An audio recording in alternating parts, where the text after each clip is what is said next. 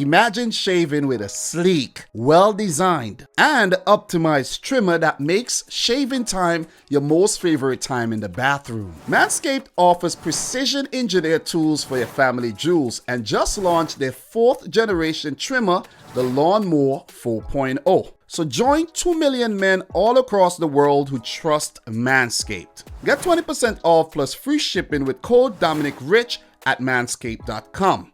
Your balls would thank you. Restore or enhance your confidence with the Manscaped Lawnmower 4.0.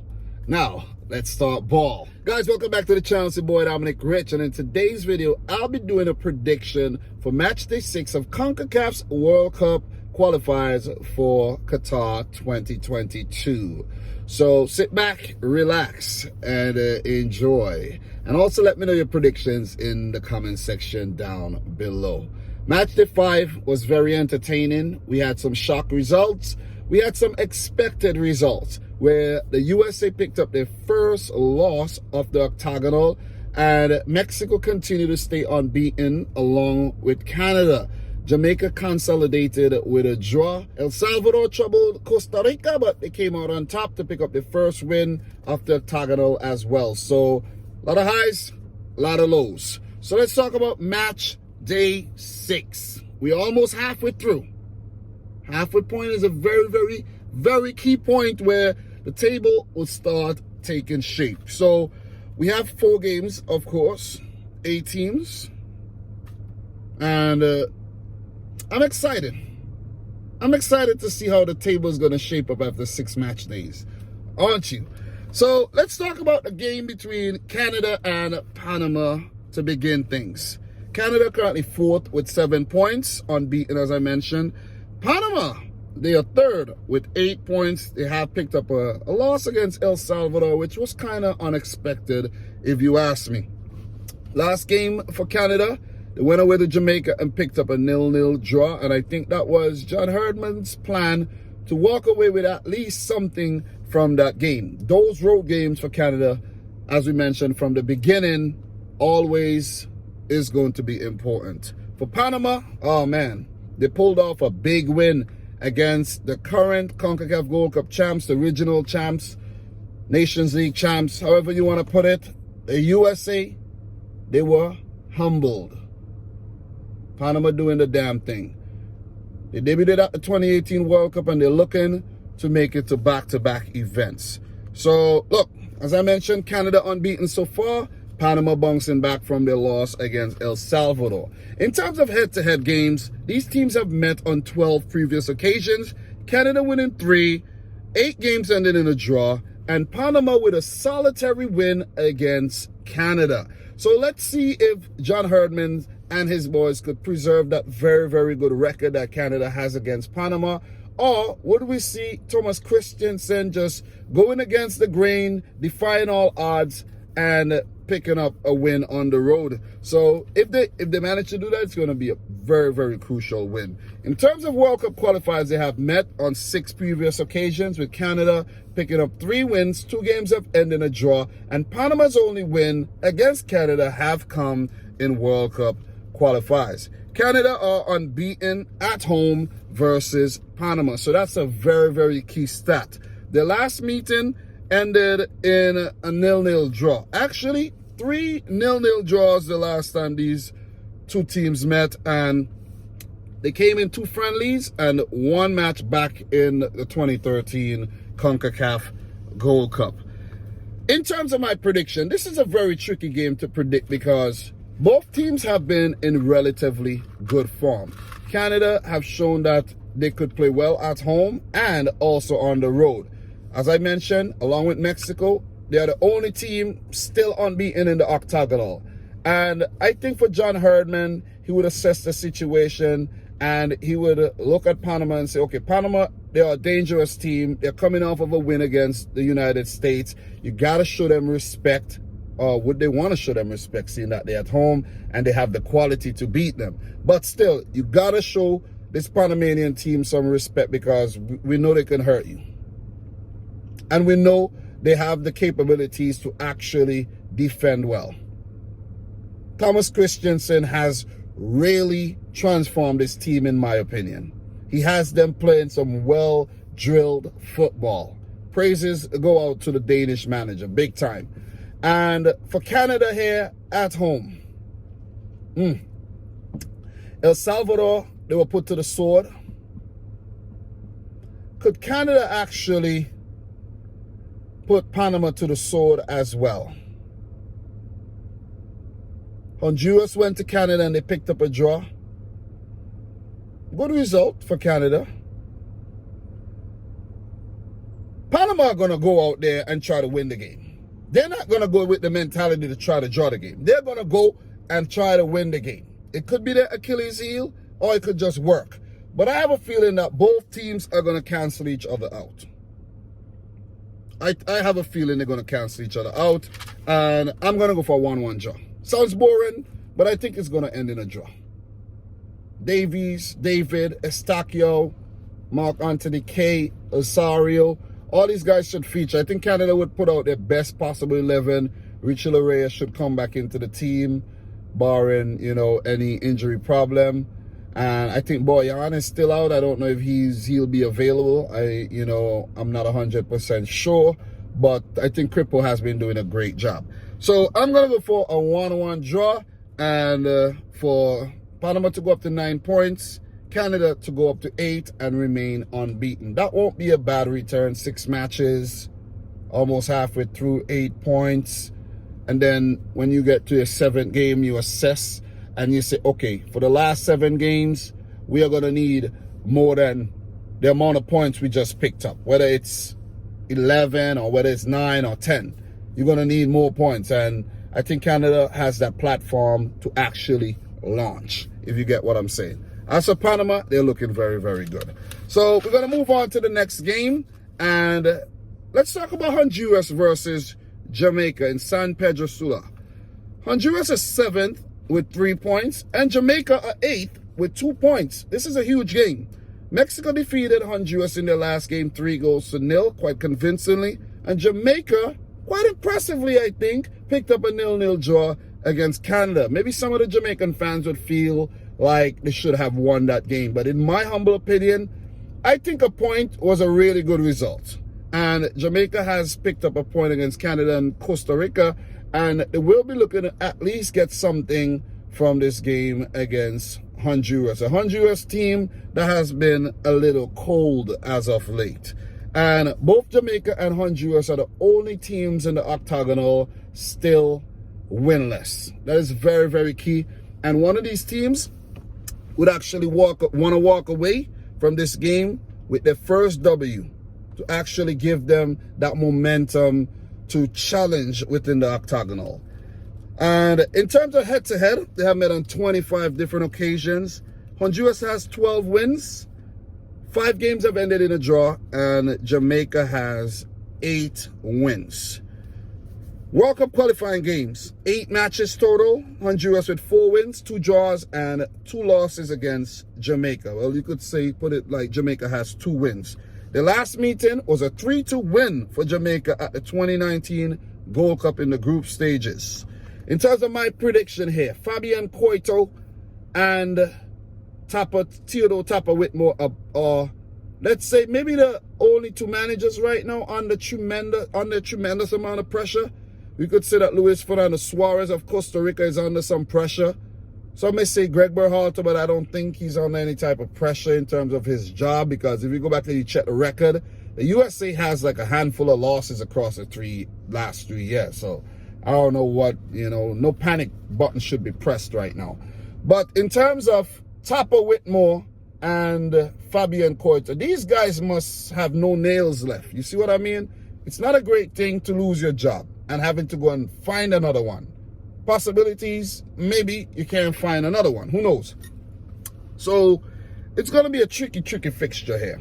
I like what Jamaica did the last time they traveled to Central America, and I like what they did when they went to Mexico. They seem to play well for some reason. They seem to know what they have to do. And even though they haven't picked up any wins yet, and as much as I criticized Jamaica in the past for some of the performances, I have to actually look at the positives and say that When they did pick up those points, they played well. Against Mexico, they played well. The losses against the USA and against Panama, let's not even talk about that, because it will be kind of demoralizing to actually, for the fans and for the players to go back down that route. So Jamaica, I think Honduras are not playing their best football right about now. Albert Ellis just came back into the fold, and he hasn't really hit the ground running. That game, the Jamaican game, could be the match he hit the ground running. Romel Quioto has been quite, unfit. Big point that we must not miss. The captain, Maynard Figueroa, who's the rock at the back, won't be available. But when you have Luis Lopez keeping the way he has been keeping, it's going to be very difficult to score on Honduras. I think this game has goals in it. Andre Blake is also going to be very difficult to beat, but Jamaica has shown that they will ship a goal or two. I'm going to go for another 1-1 draw. I know it may sound boring, but I just can't go and say, okay, Honduras are playing great and they're going to beat Jamaica off the park. It could well end in a win for Jamaica. It could have well ended in a win for Honduras. But the way both teams are playing right now, I see a draw settling this. And I'm going to go for another 1-1 draw. So let me know your predictions and we are going to move right on. El Salvador versus Mexico. 6th, El Salvador with 5 points. Mexico first with 11 points. Costa Rica 2, El Salvador 1. Mexico 3, Honduras 0 were their last matches. El Salvador are currently unbeaten at home, so that's very, very important to note. Could they continue that run and keep off Mexico? It will be very tough, but could they actually do it? And Mexico are currently unbeaten overall. In terms of head-to-head games, these two nations have met on 40 previous occasions, with El Salvador picking up only 5 wins, 1 solitary draw, and Mexico with a whopping 34 wins there. Hugo Perez and El Salvador coming up against Tata Martino and Mexico, a star-studded Mexico team. But this El Salvadorian team, I like the innovation. I like the recent story that I found where a fan helped the national team recruit players and they give him a job as a scout. So big up to that guy. Can't remember his name right now, but the El Salvadorian team has looked good with the recruitments. You see what I mean? New guys like Alex Roldan and Enrico Duenas comes to mind, and they have been playing some quality football. I gotta give it to them. I really gotta give it to them. And I saw glimpses of this team's potential from the Gold Cup group stage, right? The Gold Cup group stages. And they kind of fizzled out a little bit in terms of their attacking prowess, but we have seen glimpses of that. That win against Panama was absolutely mind-blowing, in my opinion. They didn't travel well to Canada, but at home, they have been fantastic. 2 0-0 draws, and they did beat Panama, and then they did lose to Costa Rica. They now have to bounce back. El Salvador has to bounce back, or else they would actually fall behind. A point would be big for El Salvador here. A win would be humongous. Could they manage to pull off some sort of upset here? I won't put it past them. I definitely won't put it past them. I've been impressed with the team. Definitely have been impressed. So, look, in terms of World Cup qualifying, 13 matches, 3 wins for El Salvador, no draws, and Mexico, 10 wins. So it's going to be very difficult to pick up a draw. Only 1 draw between these two teams in 40 games. In terms of the last meeting, Mexico won a close-fought game at the 2021 Gold Cup. They recently met. And I was really impressed with El Salvador. I think they should have at least picked up a draw, even go on to win that game. They were quite impressive. But Mexico won the game 1-0. Fun fact, Mexico have won the last 8 games played between these two nations, with El Salvador picking up their last win against El Tri back in 2009. I think that was a World Cup qualifying game, and they also picked up, I think it was back-to-back wins, you know, for those consecutive matches there. My prediction, this Mexican team is going to be very difficult to stop. Doesn't matter how El Salvador has been doing at home. I'm going to go for Mexico to win the game 2-0. El Salvador, you're going to have to prove me wrong here. You're going to have to pull out a performance like you did against Panama. You're going to have to prove everybody wrong. And you have been doing well. El Salvador have been very, very impressive so far. I got to give it to them.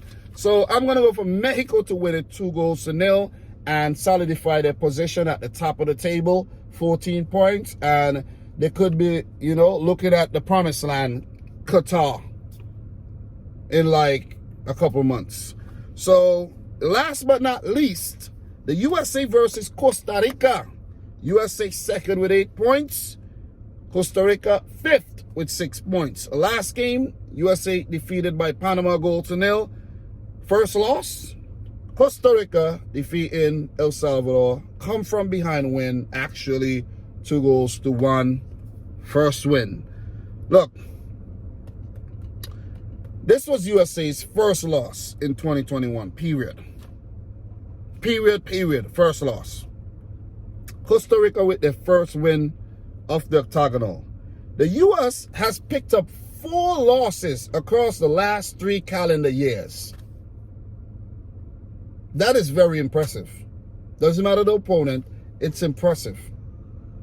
It's impressive. Even though we could still criticize Greg Berhalter for the nonsense that he does, I think maybe he has reasons why he do it. It's been working. You see what I'm saying? It's been working. But this is a different kettle of fish. This ain't Nations League or Gold Cup where other teams sent depleted squads. This is the real deal, the real McCoy, the World Cup qualifiers for the big boy tournament. All right? So, Greg, you need to stop what you be doing. You can't have 1-11 that won and switch it up, make 8 changes, and put out a MLS heavy team. It does not work like that. It doesn't work like that. You see what I'm saying? At least not in this dimension that we are living in. It doesn't work like that. So, Greg, you got to get your act together. Look at what the other teams have been doing. How you think Panama beat the USA? Continuity. You can't have a player like Ricardo Pepi and Brendan Aronson or Weston McKennie, Yunus Musa, who did start back-to-back games, but you breaking up that whole chemistry that was formed in the previous game to put out players who hardly play with each other. You see what I'm saying? It's like a no-brainer. Even I think I could do a better job. Maybe not. Maybe not. Listen, maybe it's way above my pay grade. But still, I think some of us could make better decisions than Greg Berhalter, though. The 11 needs to be a bit more consistent. It needs to be. Way more consistent. Could make 3-4 changes here and there, but not 8. Come on, man. Chill the changes. Head-to-head record between US and Costa Rica. 39 matches, 18 wins for the US, 5 draws, 16 wins for Costa Rica. In terms of World Cup qualifiers, here it is. The USA in 20 matches, 6 wins, 3 draws, and 11 wins for the Ticos.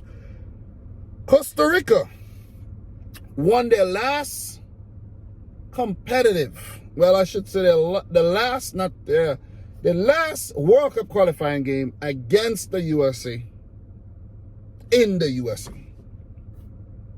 for the 2018 World Cup qualifiers. They were a big contributing factor to the reason why the US did not qualify. Let's say the US had got something from that game, they would have made it. They would have made it. But I think, in terms of my prediction here, I think Keylor Navas is going to be very big. Very, very big. Because if it wasn't for him, El Salvador pick up a point. That save he made at the end of the game, and some of the saves he made during the game, magnifique. See what I'm saying? So Keylor Navas is the heartbeat of this team. After the El Salvador games, I saw the players, the El Salvadorian players are getting pictures with Keylor Navas. Keylor is a hero. Keylor is a hero. You see what I mean? So, look, Greg Berhalter, I think, has been way too experimental. There's no Pulisic. There's no Reina. And I don't think he has his best team available. And I don't think he knows his best team as well. He's going to tinker again. He will tinker again. He will. He will. When you allow players to fight for their place in a starting 11, they end up playing better when they do get in the 11. But because they had a really good cameo at the end of the game, like Zardes and Weah, you start them. No, you start Pepe, you start Aronson, you let that continuity flow, and then if you see it's not working and they get a little tired, then you make the changes. Gee, I almost cursed. This guy, Greg Berhalter, is so frustrating, I'm telling you. You're so frustrating. I live in the U.S., man. I'm a U.S. citizen, so it's my adopted nation, so I get a little passionate there. But I'm still not biased. Just want to put that out there. My prediction for this one, I think the momentum is with Costa Rica right now. The experience. They're going to be playing against kids anyways. Listen, I'm making a Costa Rica not losing to these kids. 1-1 draw. The U.S. will get something at home. Costa Rica are not losing to the kids. Records for the youngest 11 ever fielded in a competitive game. Second youngest ever fielded in a World Cup qualifying game. Kiddos. So 1-1 draw. I know I predicted a lot of 1-1s though. Let's see how it ends up. And let's see how the October international break gets round off in terms of these World Cup qualifying games. So all the best to every single team, and may the best team win. But sometimes it takes gutsy decisions and it takes balls. With that being said, guys, make sure you head on over to manscaped.com. Use the code Dominic Rich to get yourself 20% off your orders. Manscaped, perfect for your personal grooming needs. Your balls would thank you. All right, so for anybody Dominic Rich, like the video if you like it, subscribe if you're new, and until next time, I almost mess up my whole thing. Peace out. Rich Squad. Peace.